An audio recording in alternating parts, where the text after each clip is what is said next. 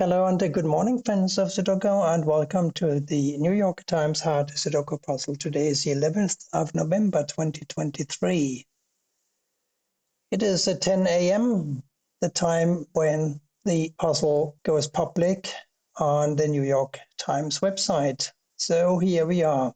I always begin these puzzles by taking a 10,000-foot helicopter perspective just to see if there are any obvious holes where a digit can find at home.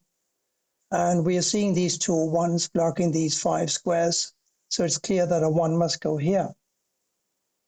I'm not really looking for any particular digits. I'm just letting my eyes roam all over the grid and to see if something obvious happens.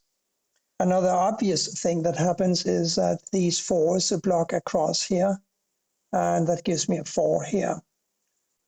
And a very important pattern that we often see with the New York Times puzzles is this. Look at the 1, 2, and a 5 and a 9 here. They can't go here, so a 1, 2, 5, and a 9 must go in these 4 squares. While it's not necessarily easy to just distribute them here, we know that these 2 squares cannot be a 1, 2, 5, or a 9, but that means that the only 2 squares left here, because we have the 4 and the 6 here, are going to be an 8 and a 7. So since these are 8 and 7, and we have this 6 blocking across here, it's clear that the 6 must go here. I think it's a good protocol to look elsewhere as soon as we find a number to try and see if that placement here has any ramifications. And here we do have a ramification because these 2 6s now block these 5 squares. This 6 blocks these 2 squares, so a 6 must go here. And now it's clear that we can find an 8 for one of these 2 squares because this 8 blocks across here, so here's an 8, and the last number must be a 7. And that's as far as I usually look at the beginning. Then the real work usually starts, but I haven't even thought about any logic here yet. The next thing that I would normally do is look across here, because we only have 3 empty squares and they must be a 9, 8, and a 3. I see the 9 blocking over here. I see an 8, a ghost 8 here blocking over. So, and a 9 blocking down. No, I'm not really seeing much of anything here. I will then usually just give up on those 3 squares for the time being and see if I can be more productive elsewhere in the grid. I start making mental notes now, 4 blocks up here and a 4 and a 4 block across here. So I'm making a mental note that a 4 must go in one of these 2 squares, and also that a 4 must go in one of these 2 squares. And then I immediately start looking at this row here, because now I know this can't be a 4. So I'm seeing actually 3 squares that can be 4s. So I stop looking for 4s for the time being. I'm also making a note that one of these must be an 8 because I have these 2 8s blocking across. There's a 1, 2, 3, 8 missing in the second row from the top. There's a 1 and a 2 here. So this is a 3 or an 8. There's a 3 and an 8 here, so this is a 1 or a 2. I'm seeing a 9 in one of these 2 squares because of these 2 9s here. I'm seeing a 4 either here or here.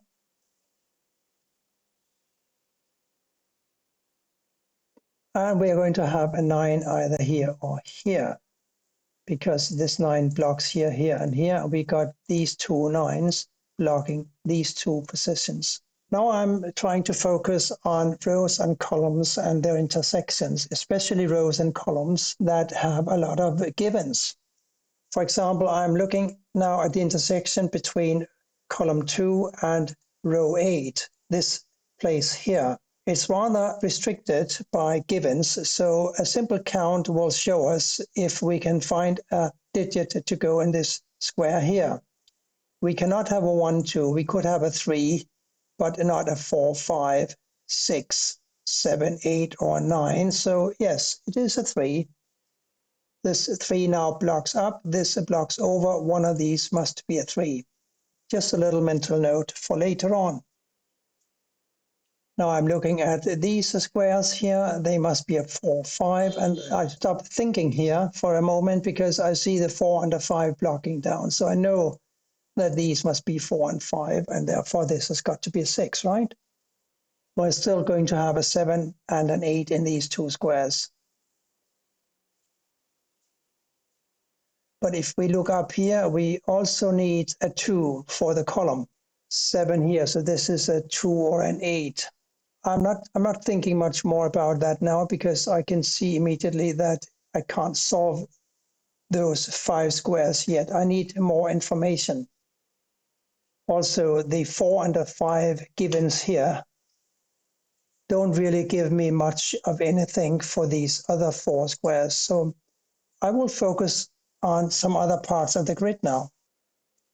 We can narrow down the possible places for a 1 because this 1 blocks here and we got these 2 ones blocking here and here. We got this 1 blocking here. So one of these must be a 1. We are going to have a 7 either here or here because of these 2 7s blocking these other 4 squares, and this 7 is blocking across. The 1, 2, 3, 6 here look a little funny because we need to find home for them in these empty squares. The 2 must go here, here, or here. The 3 must go here or here. The 1 here, here, or here, and the 6. Oh, here's a 6. Look at that. Just talking about it solves that position. We have a 6 blocking down and over. So here's a 6. That was funny. Now we got a couple of 6s blocking these 3 squares. There's 6 blocks here. So 6 must go here. And that gives us some relief now. In the left chute, we have a 6 here and here blocking these 4 squares. So here's a 6. Now let's see if we can do anything with these squares. These, as we recall, have to be a 4 and a 5. So these must be a 7, 8, and a 3. No, still no go. 7, 8, and I would have thought that that would have helped, but alas, it didn't. But we did find the last couple of 6s. And finding this 6 actually had some ramifications for the 3 in the same row, because this 3 blocks here, here, and here. This 3 blocks here. So here's where the 3 goes. Now we have this 3 blocking down, this 3 blocking up, and this 3 blocking across. So here's 3. 3 will have to go in one of these 2 positions now. And here we are looking for an 8 and a 9. I think we said earlier that a 1 had to go in one of these 2 positions. Let's not rehash why. Oh, well, let's rehash. This 1 blocks here, these 2 1s block here and here. And now that we have found this 3, a 1 can't go here. A 1 also can't go here, so here's a 1. We have a couple of 1s blocking across here now, so one of these must be a 1. 2, 7, 8, 9 here now. We know that one of these was going to be a 7. Now we've taken away the square from a possible 7 candidate, so a 7 is forced to go here. Now we have a 7, 8 here. We have a 7, 8 here. So these 2 squares must be a 7 and an 8. Can we do anything with that? Because now we only need to fill these 3 squares, and they can't be 7, 8. They have to be a 4, 5, and a 9. The 9 obviously must go either here or here, blocking across. This 9 blocks across. This 9 blocks down. So here's a 9. Now we have 9 blocking up and down and across, giving me a 9 here, and the last number here in the row must be an 8, which blocks up. And this 8 blocks up. We now have 8 here or here. But let's look further down in the bottom chute, shall we? Because now we only need to find a 4, 5, and a 9 for these squares. 9 here or here. 4, 5, 4, 5, or 9 here. Can I not get a little closer?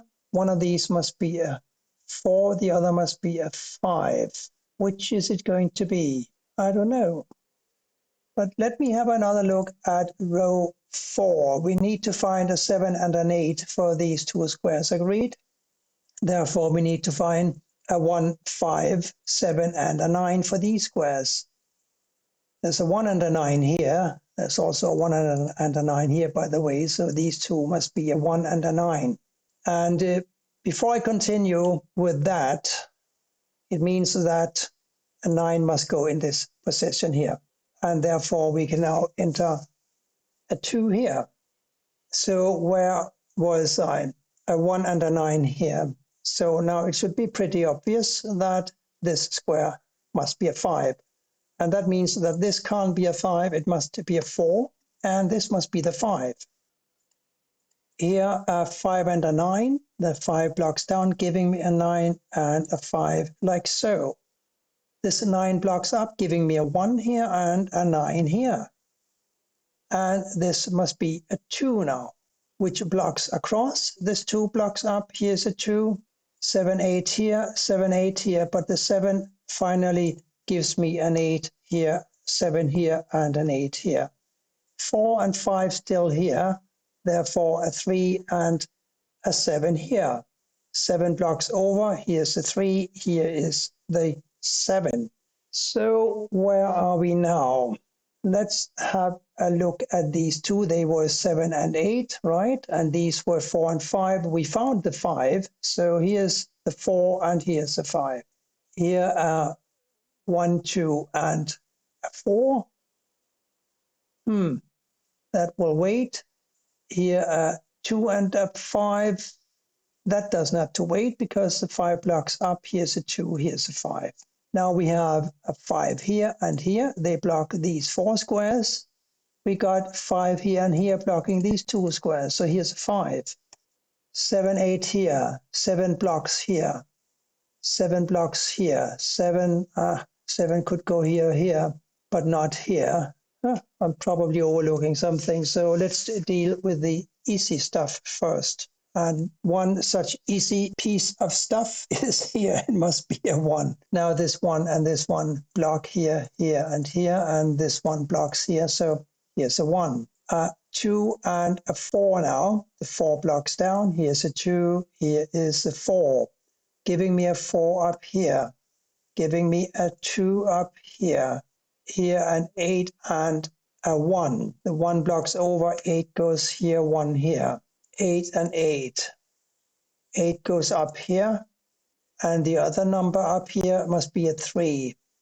The 3 blocks up, ergo the 8 goes here and the 3 here.